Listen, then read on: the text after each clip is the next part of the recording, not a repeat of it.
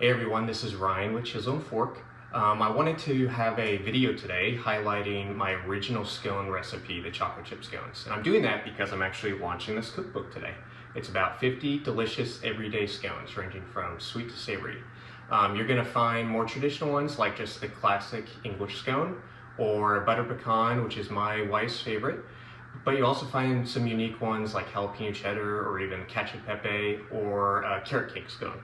So I really just wanted to take this time to walk you through the process of scones and give you a little bit of my tips and tricks on how everything's done. So let's go ahead and get started. So first off, this is a very simple recipe. It just has a few ingredients usually you'll have at home.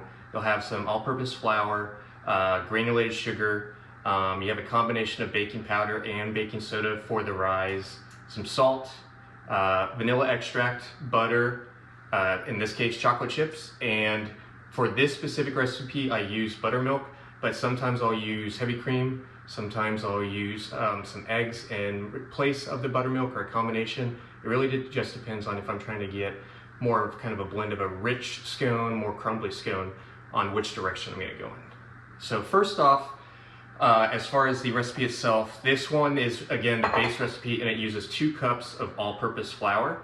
In the actual cookbook, you'll see that I have it measured out by grams as well. It's always best when you're baking to do by grams. In my case, I used 1 cup for 140 grams of flour. The reason I did this, a lot have 1 cup as 120 grams or even 125 grams. But when I kept trying to recreate the recipe on doing the light scoop where you're not pushing the scoop all the way into the flour, I kept getting to 140 grams. So I wanted to do that just in case you don't have some type of kitchen scale to measure the flour. So it's 2 cups of flour, which is 280 grams total.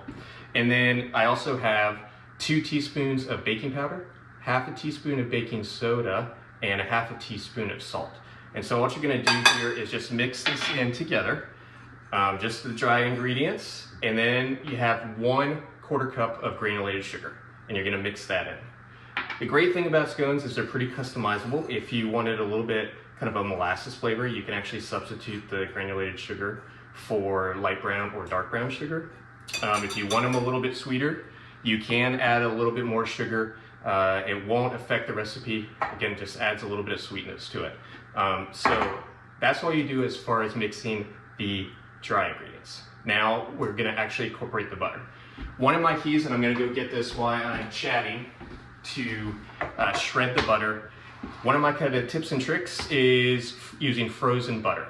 It helps keep the scones together, gets that, creates that pocket and rising that you need and creates a little bit of flakiness. It also makes it a little bit easier to grate without getting everywhere. And I like to grate it ahead of time before adding it into the flour. So I'm just gonna grate this butter real quick. And again, it only needs to be frozen maybe 15 minutes total. If you don't have time, not the end of the world. You can always throw the scones in the freezer before baking, and a lot of times I do that anyway, just to make sure the butter stays cold to again get that kind of tender crumb that you want with a scone recipe. And so you can see just grating this real quick, and then we're gonna add it to the actual flour mixture. All right, so that is done. Okay, I'm gonna put this in the sink and just toss this right into the flour mixture. Your hands will probably get a little bit of butter stuck to it, but that's okay. This right here. What I like to use is a pastry cutter to blend in the butter. You can, if you don't have this, you can just use 2 knives and kind of crisscross and blend in the butter, or you can even use your hands. All that you're trying to do here is create little kind of pocket size, pea-size pieces of butter that are blended in. You don't need to go overboard here. Again, you're just kind of pressing it around and blending it into the butter. Okay. That is done. If you buy this cookbook, you'll actually see that I have basically 2 different ways of making scones. This is the traditional way of just using a cheese grater and grating the butter in. I also do use a food processor method where you throw all the ingredients into the food processor and you will then blend it up until it gets basically a clump together. And then you mix in the whatever mix-ins you have folded in, and you'll just proceed from baking from there. So next, we're going to actually add these chocolate chips in. I like to add whatever mix-in ingredients we're doing first before we add in the wet ingredients. Just gets them dispersed. Here we're just using a cup of, I like dark chocolate chips. And again, you just mix until just combined, okay? And then finally, you're gonna have 3/4 of a cup of buttermilk and 1 teaspoon of vanilla extract. And just mix that together, okay? Just do a little whisk and mix in. So as far as I mentioned before, sometimes I'll use buttermilk, sometimes I'll use cream, sometimes I'll even use eggs. It just depends on the type of richness and crumb I like. Buttermilk has a little more tanginess. Heavy cream actually, obviously makes it a little bit of a richer scone. So it depends on what you want. But it really, from that point, if you decide to use buttermilk, you always want to have baking soda in the actual recipe because it reacts with the acid from the buttermilk. If you're just using heavy cream, you'll find the recipe does not have baking soda in it. You do not need that reaction to help create that rise. So here, you typically want to use a wooden spoon, just easier, it doesn't hold heat like a metal spoon, and mix it until it's just starting to come together. Scones dough is going to vary based on the type that we're using, the type that we're making. Some are a little more wet, they're meant to be a little more wet, some are a little bit more dry. In general, it's going to be a little bit clumpy in the bowl, and then you're going to place it on a floured surface, use floured hands, and turn it into a disc. Some of my recipes have cheese in it, so it makes it where you'll have a little bit more liquid, and some don't. Some have more mix-ins, so you'll need some liquid to offset it. Again, this is just kind of the standard recipe that I use, okay? So you can see it's not all the way together right now, but we're gonna form it into a disc here on the surface. So let me get some flour, and I'm just going to do a little bit of flour right here. Not much, because there's still a little bit of flour that hasn't gotten mixed all the way in. Okay. And you're going to use your hands to basically work this into a actual disc. And you can see it starts to form pretty quickly. You don't want to overwork it too much. You're just going to form it into about a 1-inch thick disc. Typically, that will be about 8 inches in diameter that you're going to be forming. Want to get kind of all the crumbs that are there. Okay. And as you can see, we have an actual disc right here. Okay. To save time, I'm not going to wash my hands. Just going to use dirty hands to cut this up. So, depending on the size, I typically do 8 wedges if I'm doing it this way. You can also use a circle cutter, cut a more traditional circle scone. In America, we like wedges. You can make them even smaller and cut up to 12 to 16. You cut them slightly bigger. Again, I like to do 8. It doesn't have to be perfect, but you want to try to press straight down when you're doing this. Otherwise, they will come out a little sideways. You can't really control it if there's, like in this case, chocolate chips that move your knife a little bit. At the end of the day, they'll still taste good, but they might not look perfect. Again, to me, it's about taste, but if you're worried about the look, you want to use a good quality knife. Just use a standard half baking sheet when you're doing this.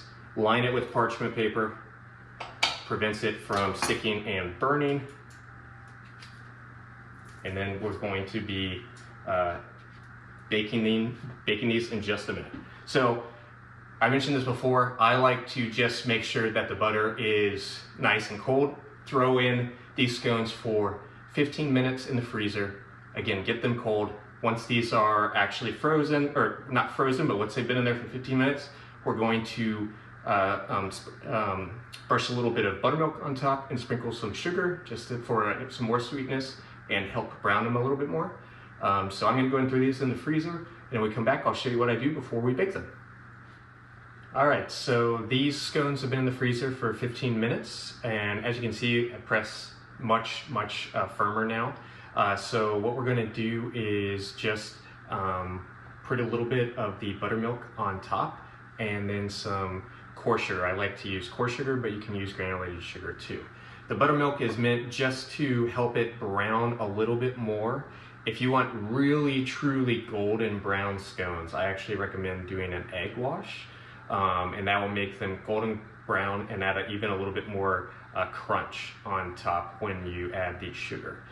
When you're doing this, you want to try your best not to have it go all over the edge. This is another thing that can happen and affect how these scones expand when they're being baked. They might go sideways as opposed to up. Again, as I mentioned before, they'll still taste good, but it could affect how they looked. So after putting the buttermilk on top, then you're just gonna sprinkle a little bit of a little bit of the coarse sugar on each scone. You don't have to be perfect here. If some of it gets on the parchment paper, that's fine. So the oven is actually preheated at 400 degrees Fahrenheit.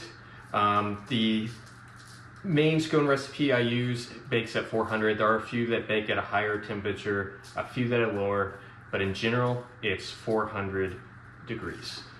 One thing that I actually do with my oven is I was noticing that a lot of times the bottom would cook even faster than the top. So I actually put a baking sheet on the bottom, and it helps slow down the cook underneath.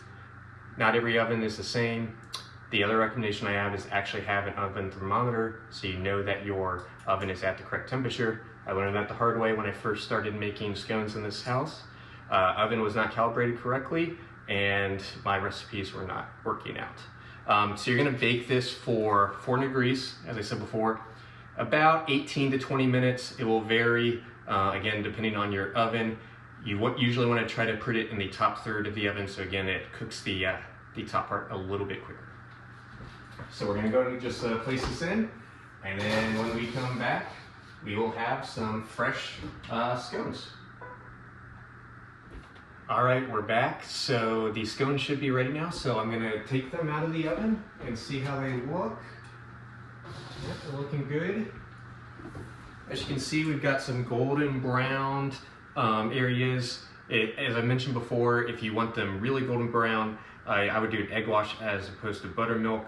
But again, you don't want to over bake these. These have been in here actually for about 19 minutes now, and they look good to go. They're gonna be hot, but as you can see, not burnt on the bottom, cooked on top. And I'm gonna burn myself by touching this. But inside is nice and flaky.